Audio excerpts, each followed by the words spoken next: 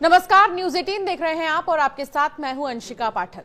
माँ जिंदगी का विश्वास होती है, माँ जीवन का संबल होती है, माँ जीवन का सहारा होती है, माँ जीवन की आस होती है, माँ जीवन का सार होती है।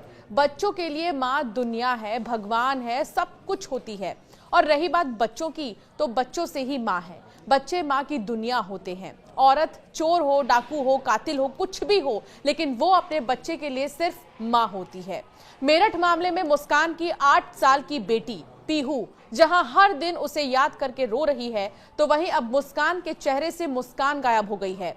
जेल में मुस्कान चीख चीख कर रो रही है। उसे अपनी बेटी पीहू की याद आ रही है। जी हां, पति सौरभ का कत्ल कर लाश के टुकड़े करने वाली मुस्कान जेल में रामायण सुन रही है। बैरक में एक बुजुर्ग महिला बंदी उसे रामायण सुना रही है।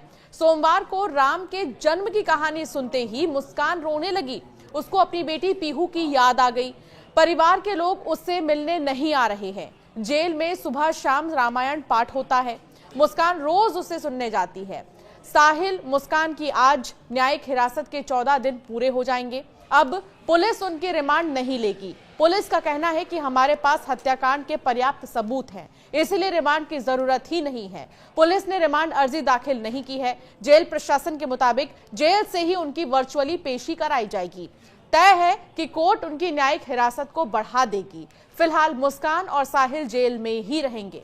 रविवार को सांसद अरुण गोविल जेल में आए थे। उन्होंने बंदियों को रामायण दी थी। मुस्कान ने भी रामायण ली, मगर वो रामायण पढ़ नहीं पा रही है क्योंकि उसकी एजुकेशन क्लास 9 तक की ही है और रामायण क्योंकि अवधि में लिखी होती है तो उसे और भी ज्यादा मुश्किलें हो रही हैं। वो सामान्य हिंदी तो पढ़ लेती है लेकिन चौपाइयां नहीं पढ़ पाती है, इसीलिए वो अपनी बैरक में मौजूद एक बुजुर्ग महिला से रामायण सुन रही है। इसके अलावा जेल में हर रोज रामायण पाठ होता है। मुस्कान वहां जाकर रामायण सुनती है।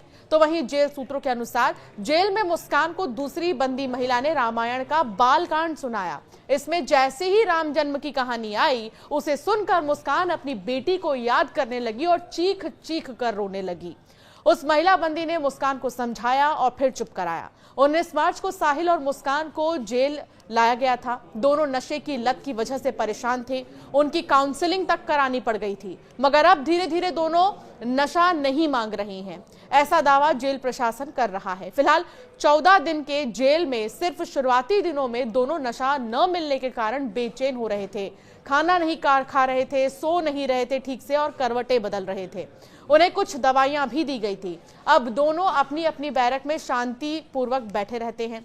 मुस्कान अब सिलाई कढ़ाई के लिए ट्रेनिंग ले रही है, जबकि साहिल खेत पर सब्जी की बुआई कर रहा है। मेरठ में सौरभ राजपूत मर्डर के 27 दिन बीत चुके हैं। इस हत्याकांड में 3 स्तर पर जांच चल रही है। पहली पुलिस के स्तर पर, दूसरी फॉरेंसिक जांच हो रही है और तीसरी cyber cell. Police case diary, cyber cell की मोबाइल जांच के बाद अब फॉरेंसिक टीम की जांच में कई चौंकाने वाले खुलासे सामने आ रहे हैं। एक तरफ जहां मुस्कान को अपनी गलती का पश्चाताप है, तो दूसरी तरफ अब मुस्कान रामायण सुनकर अपने किए पाप का प्रायश्चित करना चाह रही है। प्रायश्चित का अर्थ क्या होता है? मन, बुद्धि और कर्मों का शुद्धिकरण ही प्रायश्चित है। अपने किसी व्यवहार, भूल, दोष या किसी भी तरह के किए गए को अगर आप याद करते हैं तो इससे होने वाला दुख या कष्ट पछतावा है, यानी कि आप इसको लेकर पछताते हैं। शास्त्रों के अनुसार प्रायश्चित एक ऐसा कार्य जिसके करने से मनुष्य के पाप छूट जाते हैं। लेकिन क्या आपको पता है, इस दुनिया में ऐसे घोर पाप भी हैं जिसकी आप लाख कोशिश कर लें प्रायश्चित की, तब भी उस पाप से आपको छूट नहीं मिलेगी। एक ऐसा ही पाप मेरठ की मुस्कान ने किया। मुस्कान ने अपने बॉयफ्रेंड के साथ मिलकर जो पाप किया, उसके बाद से तो मुस्कान की हर तरफ निंदा हो रही है। यहां तक कि जो नीला ड्रम है वो काफी तेजी से वायरल हो रहा है। अब तो पत्नी से लेकर प्रेमिका नीले ड्रम की धमकी देती नजर आ रही हैं। फिलहाल मुस्कान को न केवल अब अपने पति की मौत का दुख है, बल्कि बेटी की याद भी बहुत ज्यादा आ रही है, खासकर तब जब वो रामायण सुन रही है। आपका क्या मानना है इस वीडियो पर? जरूर हमें कमेंट कर बताएं और ऐसे कई वीडियोस के लिए हमें सब्सक्राइब करना ना भूलें।